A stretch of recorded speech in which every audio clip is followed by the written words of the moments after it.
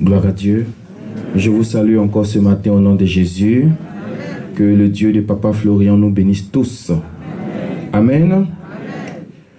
Aujourd'hui, j'ai un tout petit thème que j'ai intitulé « La joie d'un père ». Amen. La joie d'un père, c'est aussi la joie d'une mère, n'est-ce pas? Amen.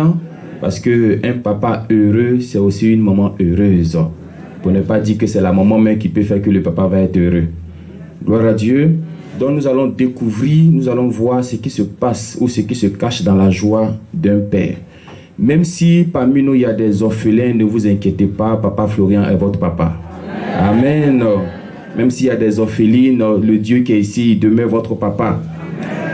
Alors pour comprendre tout ça, prenons Marc chapitre 6 et puis regardons ensemble ce qui s'est passé au verset 22. Marc chapitre 6. Le verset 22. J'exhorte tout le monde à avoir une Bible. Amen. De la lire et de faire l'effort. La Bible dit, efforcez-vous d'entrer par la voie étroite. Si c'est facile, pourquoi on va dire efforcez-vous? C'est pas facile quand on dit efforcez-vous. Amen. Donc il faut faire l'effort d'avoir une Bible, de la méditer et de la mettre en pratique. Amen. Marc chapitre 6, verset 22, on tombe au milieu d'une histoire. La Bible dit, la fille d'Hérodias entra dans la salle, elle dansa, et plut à Hérode et à ses convives. Le roi dit à la jeune fille, demande-moi ce que tu voudras, et qu'est-ce que je vais faire? Je te le donnerai. Amen. Pour ceux qui ne connaissent pas l'histoire, le roi Hérode a organisé son anniversaire. Vous connaissez Hérode au moins? Hérode, Jésus. Hérode, vous comprenez, celui qui voulait tuer l'enfant Jésus. Donc, Hérode organise son anniversaire. Je ne sais pas quel âge il avait en ce moment, mais il sait qu'il était plus vieux que Jésus. Et il a invité tout le monde. Et pendant que ces invités étaient là, la Bible dit, la fille d'Hérodias, elle est rentrée dans la salle et a commencé à danser. Si vous ne connaissez pas Hérodias, Hérodias, c'est la femme d'Hérode. Le nom là, c'est quand même bizarre, hein? Hérode, Hérodias. La fille aurait dû s'appeler Hérodias. Gloire à Dieu. Mais ce n'est pas bien grave. Donc, Hérodias, qui est la femme de qui? Hérode. Mais rappelez-vous que Hérodias était d'abord la femme de Philippe, frère de Hérode. Est-ce que vous me comprenez jusqu'à présent? Il a pris la femme de son frère. Amen. Je pense que son frère était décédé. Décédé ou pas, c'est qu'il a pris la femme de son frère. Et Jean-Baptiste, le prophète Jean-Baptiste, lui a dit, il n'était pas permis de prendre la femme de ton frère. Donc il a pris Jean-Baptiste et puis il a mis Jean-Baptiste en prison. Donc quand il a fait son anniversaire, la Bible dit que la fille d'Hérodias, si on dit la fille d'Hérodias, je suppose que ce n'est pas sa fille. Est-ce qu'on se comprend un peu? Ben, si c'était sa fille, on allait dire sa fille, on n'a pas dit la fille de sa femme. On a dit sa fille. Donc la fille d'Hérodias. Mais nous aujourd'hui, l'enfant de ton mari c'est ton enfant, l'enfant de ta femme c'est ton enfant. Mais si la Bible donne précision, c'est pour qu'on puisse savoir que ce n'était pas sa vraie fille. Donc elle a commencé à danser et la Bible dit que ça plut au roi et à ses convives. Et qu'est-ce que le roi va dire maintenant? Il dit, demande-moi tout ce que tu veux. Amen. Amen. Quand le cœur est en joie, ça peut faire des folies. Quand le cœur est en joie, ça peut t'amener à faire des choses. Je comprends pourquoi la Bible dit d'être toujours en joie. Parce que si tu es en joie, ça te donnera de la bonne santé. Si tu es en joie, ça ouvre le ciel sur ta vie. Si tu es en joie, les gens ne vont pas savoir à quel moment tu n'as pas d'argent. Si tu es en joie, les gens ne vont même pas savoir à quel moment ça ne va pas chez toi. Le cœur de ce monsieur était content. Les invités étaient contents. Jusqu'à il est prêt. Si vous continuez la lecture, la Bible dit qu'il a même dit, même si c'est la moitié de mon royaume. Allons-y à la présidence, on va danser un peu, s'il vous plaît. Amen. Non, imaginez-vous le président qui est content et dit, regarde, demande-moi. Demande-moi aujourd'hui tout ce que tu veux. Nous sommes dans la présidence. Hein? Amen. On dit, il faut demander. Est-ce que vous savez qu'il y a des gens ici qui ont demandé moto? Parce que c'est leur rêve. Gloire à Dieu. Ils ont toujours rêvé de ça. Tu vas devant le président. Monsieur le président, est-ce qu'il peut avoir une Harley? Hey, monsieur, il y a un jet privé qui est là. Il y a maison à Cocody. Le président dit, demande-moi. Le milliardaire dit, demande-moi. Amen. Vous voyez, prêt à partager son royaume à cause de la joie que sa fille a mis dans son cœur. Il n'est pas le seul père capable de le faire. Hein?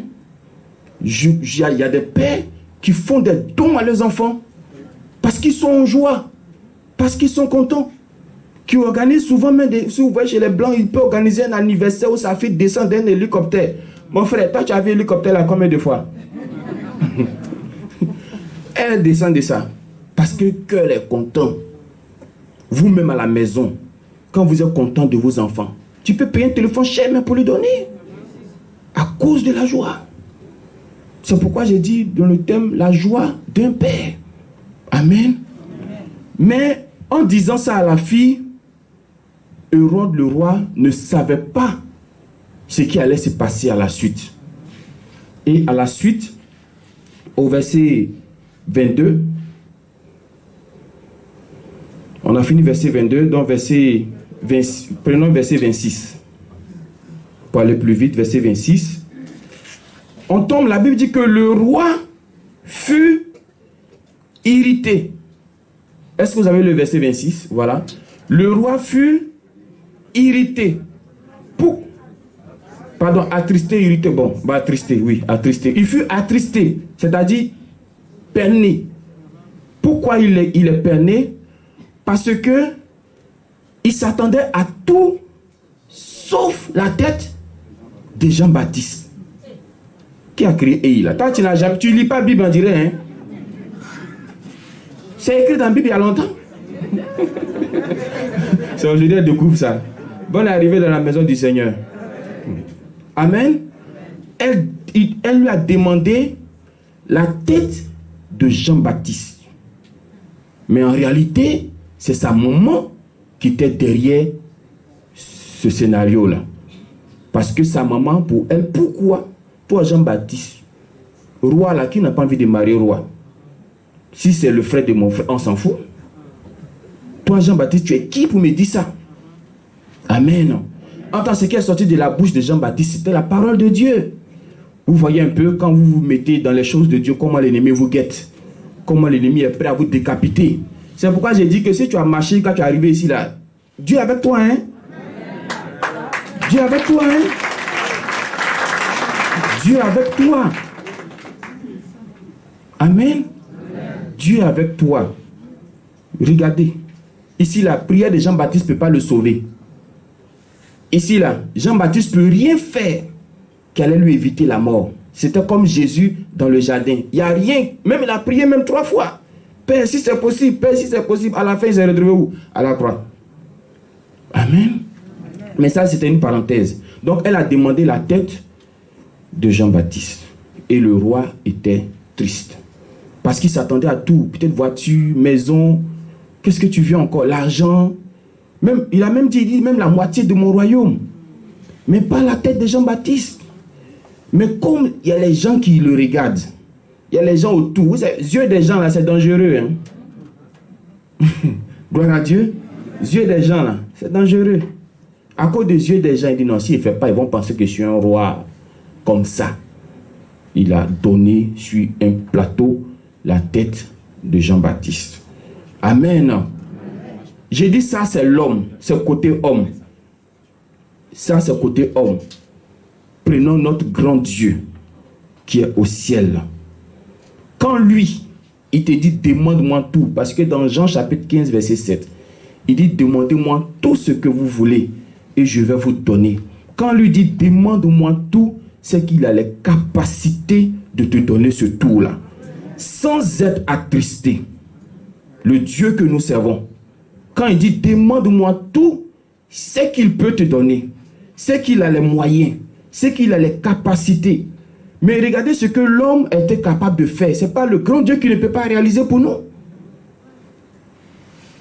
L'enfantement que tu cherches là, comparé à la tête de Jean-Baptiste là, on peut comparer? On ne peut pas. Qu'est-ce que Dieu ne peut pas te donner, que cet homme Hérode l'a pu donner à sa fille? Qu'est-ce que Dieu ne peut pas te donner? Lui qui est créateur du ciel et de la terre, là, qu'est-ce qu'il ne peut pas te donner? Tout ce que vous devez chercher à faire, vous savez c'est quoi? C'est de mettre son cœur en joie. Est-ce qu'on se comprend un peu? Tout ce que vous devez chercher à faire, c'est de mettre le cœur de Dieu en joie. Parce que je sais que si le cœur de Dieu est en joie, tout ce que tu veux, il va te donner. Sans regret. Sans regret, il va te donner. Toi qui dis je ne vois rien, toi qui dis je fais tout mais il n'y a rien. J'ai dit, est-ce que tu arrives à mettre le cœur de Dieu en joie? Est-ce que Dieu est content de tous tes agissements? Est-ce que Dieu est content de tous tes faits? Est-ce que Dieu est content de ce que tu as fait hier? Voici la grande question. Sinon, donner là, ce n'est pas ça qui est difficile chez Dieu. Dieu a déjà donné. S'il a donné son fils, il y a quoi qui coûte plus cher que son fils? Donc c'est quoi qu'il ne peut pas vous donner aujourd'hui? Mais ce qu'on n'arrive pas à faire, c'est mettre son cœur en joie. Et la plupart de tout ce qu'on fait, ça énerve Dieu. Parce qu'on est dans colère, on est dans murmure, on est dans tout ce que Dieu ne veut pas. C'est pourquoi quand tu lui demandes là, il te tourne ses regards. Sinon, un père dont le cœur est en joie, qui est prêt à partager son royaume, je sais que si Dieu est content de toi ce matin, tout ce que tu lui as demandé, il va te le donner. Mets-le seulement en joie. Il faut seulement le mettre en joie. Vous savez sur la terre ce qui peut mettre un père en joie. La Bible dit que la nature elle-même vous enseigne. Donc ça veut dire qu'il y a des choses qu'on peut regarder sur la terre ici et puis reproduire aussi dans le ciel. Tu sais ce que tu fais pour ton papa et puis il est content. Fais-le pour Dieu. Tu sais ce que tu peux faire pour ta femme, peut être contente. Fais-le pour Dieu. Tu sais ce que tu peux faire pour autrui. Autrui va être dans la joie. Fais-le pour Dieu, tu vas voir. Tu vas voir. Moi, je sais que quand Dieu là, il est content de moi, là, il me donne. Voici le secret. Il n'y a pas d'autre secret. Il n'y a pas d'autre chose. Mets-le en joie.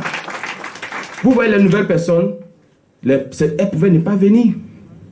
Mais le fait de s'être réveillé tôt, ça met déjà le cœur de Dieu en joie. Donc ce que tu vas demander, il va te donner. Mais comme on ne finit pas de demander, il y a demain encore. Demain, il faut continuer de le mettre en joie.